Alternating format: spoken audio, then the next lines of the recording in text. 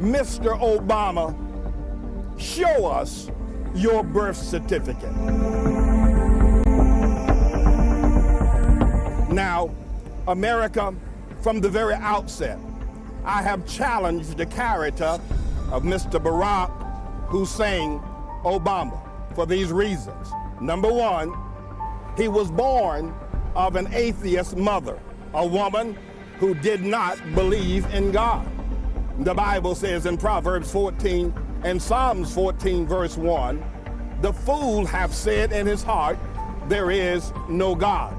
That's who brought him into the world.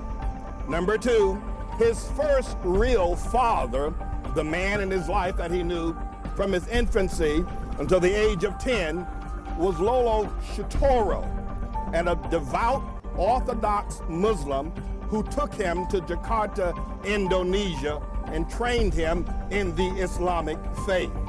The formative years of Barack Hussein Obama were in the Islamic culture there in Indonesia. Number three, after coming back from Jakarta, his searching years were years that were led by Frank Marshall Davis, a washed up, if you will, Bolshevik, a black man who believed in communism, who hated the idea of slavery and all of the progress of America, and believed that for black people that communism was the best way of life. He was indeed a Bolshevik. Frank Marshall Davis had the influence of Barack over his life from the age of 10 until the age of 20 years old.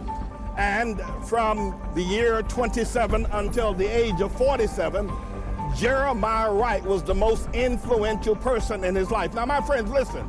These four character traits and persons that I have outlined have been the influential direction of Mr. Barack Hussein Obama. You say that going to Harvard was important, and I say, yes, it is. But I also say that those who had the early influence in the life of this man was also important. They were most important. And the influence that they put in him, we see now in his program to destroy capitalism, in his program to destroy the American health care system, in his program to destroy what America is and the church in America. The communism that Frank Marshall Davis put in him is now being brought out in what we now determine to be socialism, his destruction of this nation, his favoritism of Muslims and Islam over Judaism and Christianity is very clearly defined coming from Lolo Soetoro. Now listen to me.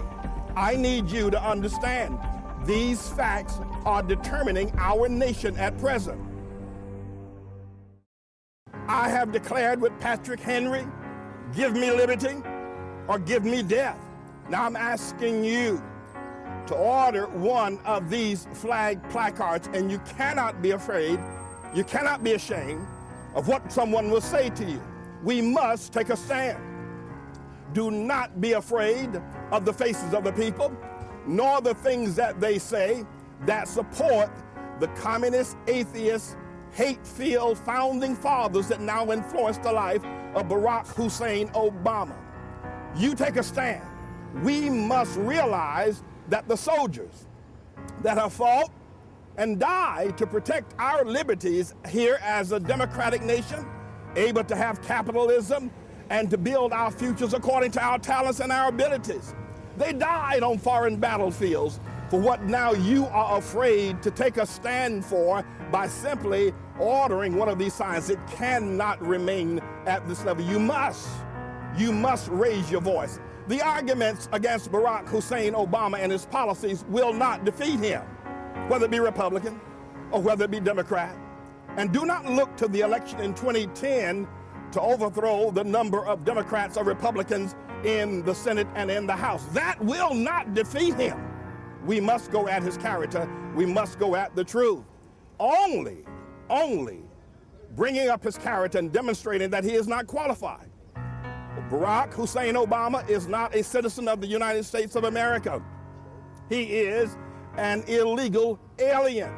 He has hidden all of his records, sealed them with the power of high-priced attorneys.